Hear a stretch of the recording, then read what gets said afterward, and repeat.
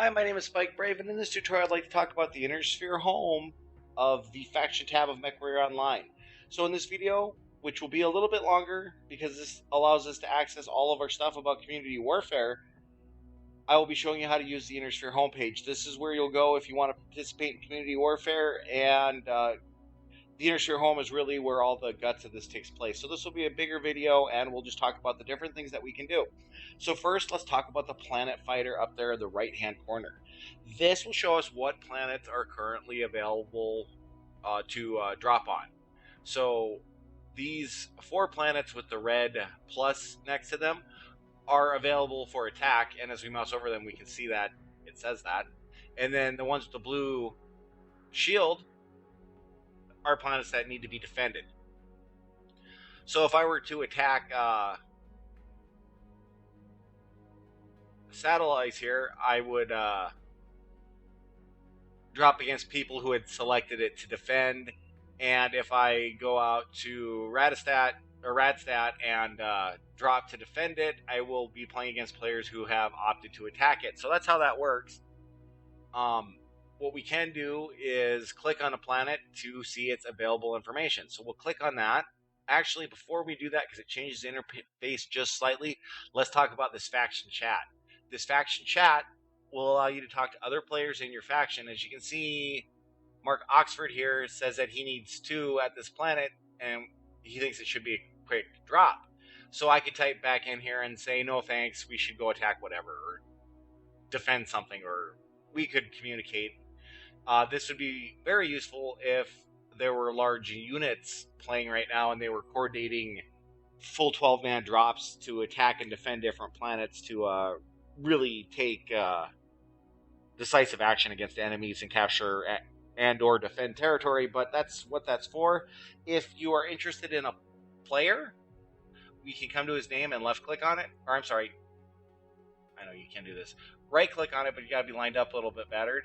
We get this little box here that says his name. We can send him a message, send him a friend invite, we can block him, or we can report him if he's being abusive.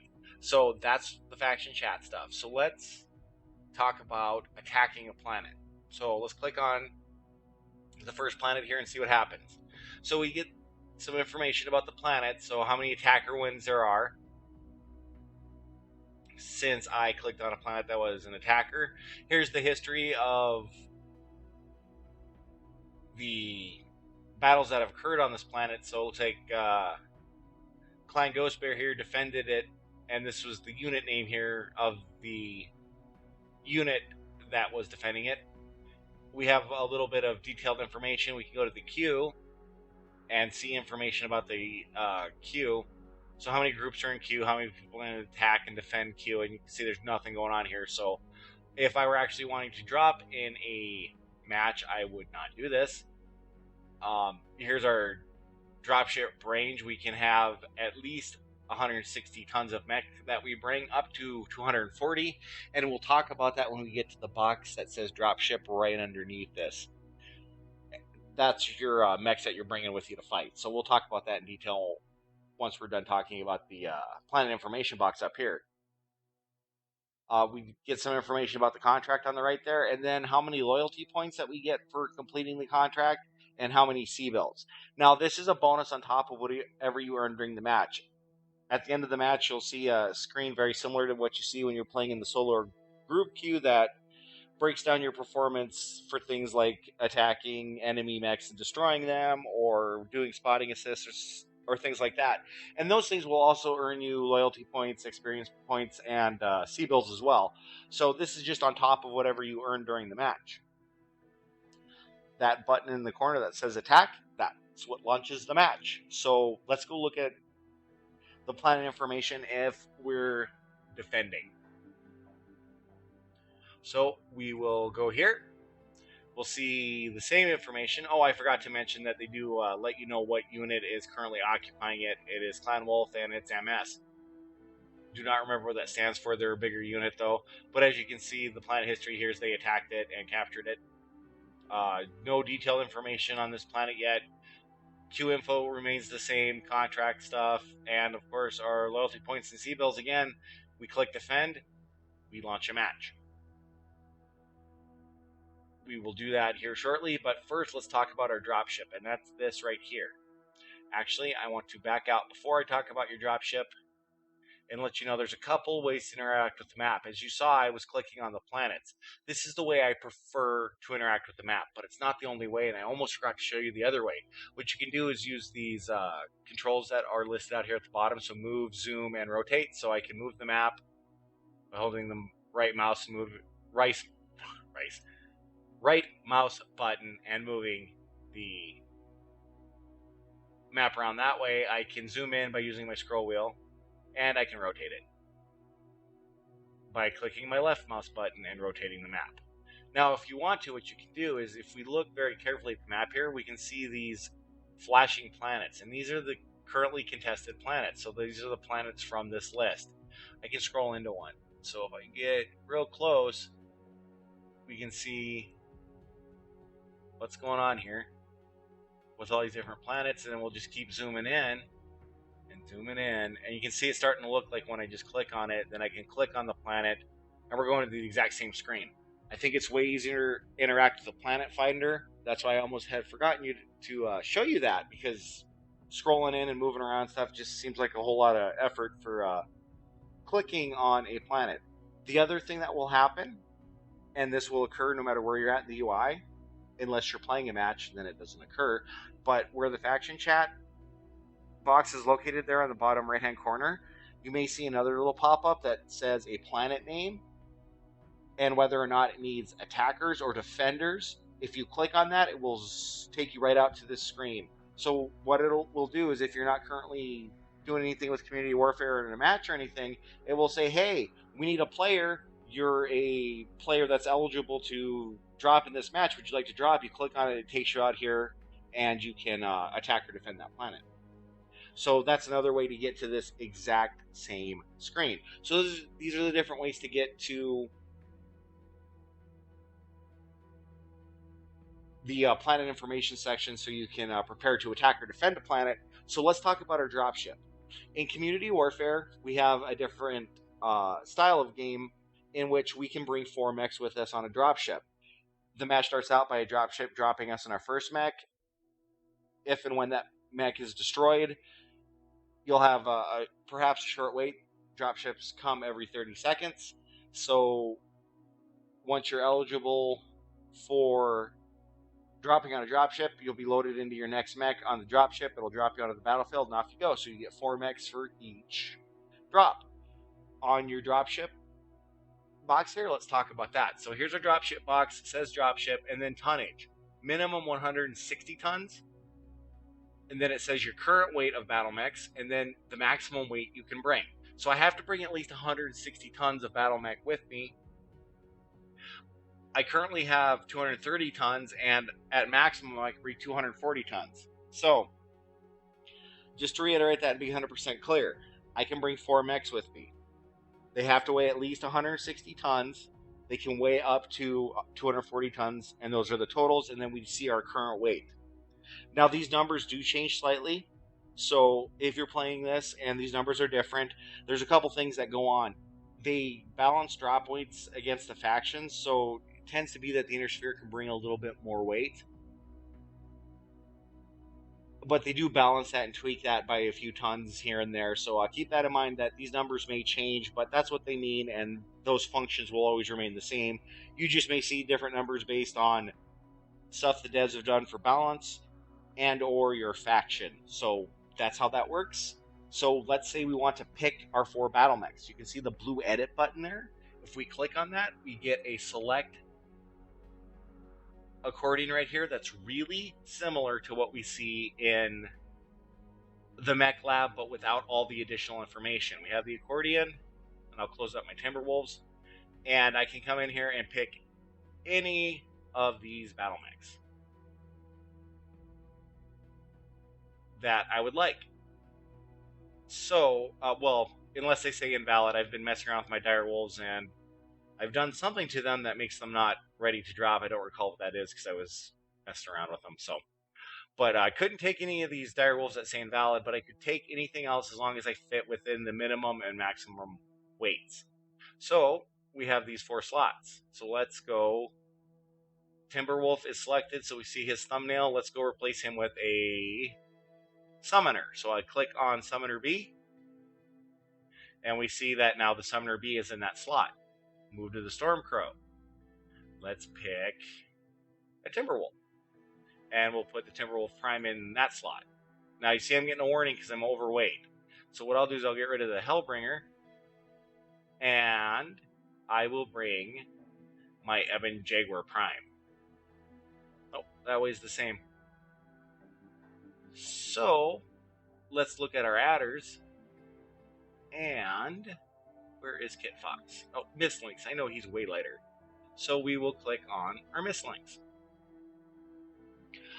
Once you're in a place where you can save, you can see our edit button has changed to a save and reset button. So if I click save, it'll save my selected mechs here, and this is usually referred to as a drop deck. And as you can see, it's saying save drop deck, or I could reset everything. So if I hit save, these are the 4 mechs I will bring. If I hit reset, we'll go back to what I had before. So that's how you pick your drop deck. So let's look at what happens when we launch a match. So I'm going to pick a planet where nothing's going on because I don't feel like playing a match right now. So let's look at Radstad again. And we'll go to the Q info. Not a whole lot going on here, so it looks pretty empty. So that's something you can do, is come through here and see what's going on. So let's go look at the planet everybody's talking about down there. You can see we've got a whole bunch of stuff going on here in our info, and I know something's about to happen here. They're saying they need one more, so I'm going to back off of that one. We'll go back here. So if I click on defend, the UI will change slightly, and we'll get some information about the match we're about to play. So it'll say defend. If we go back to a planet we're attacking, it'll say attack, but the information, or the next screen we get, is identical regardless of mode.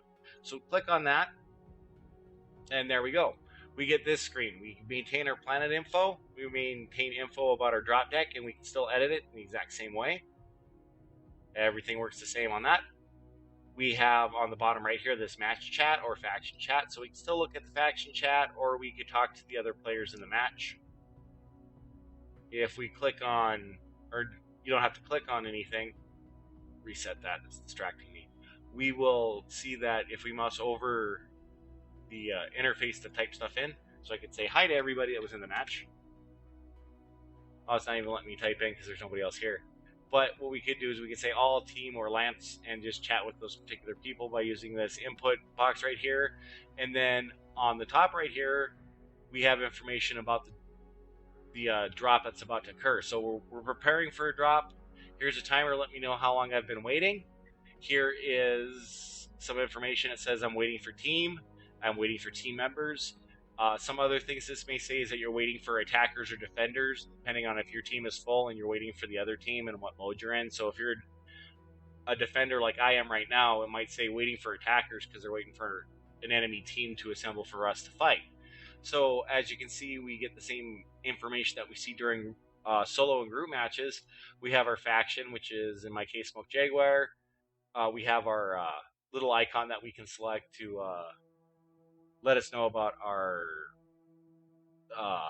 badges and such. So I'm showing my Phoenix badge. If you were part of a unit, that would appear here. So we can see that the occupying unit of Radstad right now is this BO. If I was in that unit, it would say BO right here. We get the player name and then the mech that we're going to drop with first. I forgot to mention that. So as you can see on these thumbnails on our drop deck, you can see first drop on my adder. If I wanted my first drop to be a different mech, I come over here to Timberwolf Prime, click on it, it says first drop. So whatever you're clicking on when you're not editing, we'll set that mech to be your first drop. And we'll go back to my adder for my first drop. So as this fills up, we would get more players. Once this was full, this timer would start counting down from 10 minutes to assemble an enemy team. Now, very rarely you'll get a condition called a ghost drop. What'll happen is your team's full and no enemy team ever gets made, and you drop onto the planet and there's no enemy team to fight. So all I have to do is fulfill the victory conditions. So pretty simple. If a ghost drop does occur, I've only ever seen one, so I think it's pretty rare, but it does occur, and I wanted to make you aware of that. So once we had two teams, we would get a message that we're preparing for drop. We would get the little loading circle that spins, like you're used to seeing if you play any of the other game modes, and then you would load into a loading screen that looks real similar to whether you're playing a match in one of the other game modes. And then the final thing that we can do from this particular screen is cancel our matchmaking. As you can see, I'm getting kind of high up in the amount of time I spent. Maybe I don't want to do this anymore. I've decided that it's just taking too long and I want to play solo match or whatever. You can hit that blue cancel button right underneath the timer, and it will ask you if you really wish to leave the lobby. You hit no, you come back here, nothing changes. If you hit yes, you go back out to the Innersphere home page. And fortunately, we can see I got the pop-up right there. If you just saw him, he just went away. That was a pop-up that a planet needed attackers. So if I would have clicked on that, it would take me to the, oh boy, I'm not sure how to say it, Sulfat planet screen, and I could launch into an attack, and there'd be stuff going on there. So I don't want to click on that. I don't want to get people's hopes up. But see, they need reinforcement. So if I click there, they'll take me out to this screen. I hit attack, and then I would be in the match loading screen for this planet that I just got done showing you. So I hope this video has been helpful. I know it's been kind of long, and I'm sorry. This is just the biggest media section of this UI, and it's really not broken down any further. So again, I apologize for the length of the video. If you have a question, if you feel like I've left something out, leave me a note in the comments below. I'd be more than happy to either address your question, perhaps touch up this video, or do a different video depending on what we're talking about. And as always, have great luck on the battlefield and hope to see you there. Thanks for watching.